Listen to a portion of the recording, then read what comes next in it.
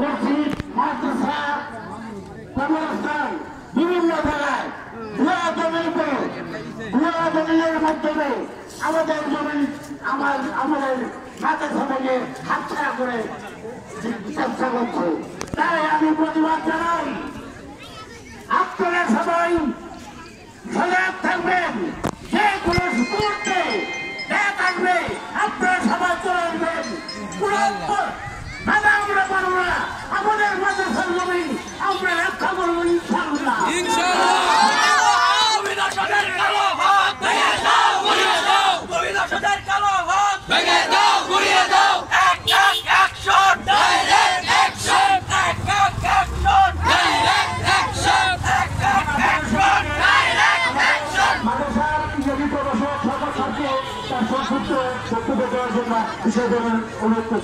আমাদের মাদ্রাসা অধ্যাপক জনাব সরকার সাহেবকে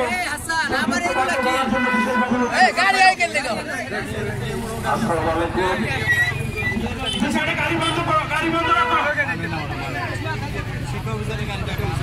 আসসালামু আলাইকুম।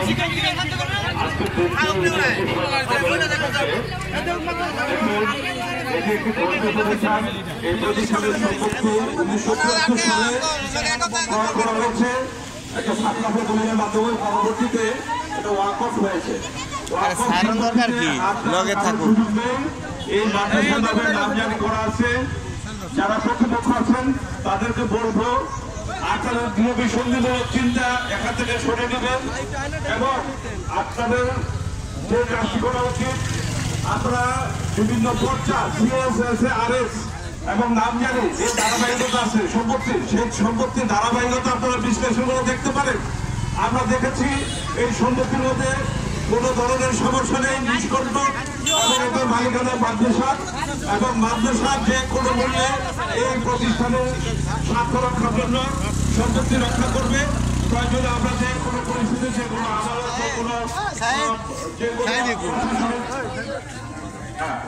এবং আমরা এলাকার গণ্যমান্য ব্যক্তি যারা দান করেছেন সম্পত্তি এবং অক্ষর শিক্ষা প্রতিষ্ঠানের ছাত্রছাত্রীবৃন্দ এবং শিক্ষকবৃন্দ, গভর্নিং বডি সহ সকলে ঐক্যমত্য হয়ে আমরা এটার প্রতিবাদ করছি এবং তীব্র দুঃখ প্রকাশ করছি কেন এই ঘটনাটি ঘটালেন। আপনারা বিষয়টি বিবেচনা দেখবেন এবং আপনারা এখান থেকে নিশ্চয়ই আপনাদেরকে বুঝিয়ে শুনে যাবেন এই প্রত্যাশা করি। সকলকে ধন্যবাদ। এখন আমাদের সামনে মাঝিরা বলছে আমি দেশপ্রেমী খাতুন মাদ্রাসার সাবেক গভর্নিং বডির সদস্য। হ্যালো, হ্যাঁ শেষ হয়ে যাইতেছে, তুই কই?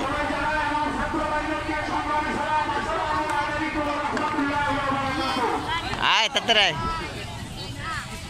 আরে না আরে না অনেক কি শেষ হইব।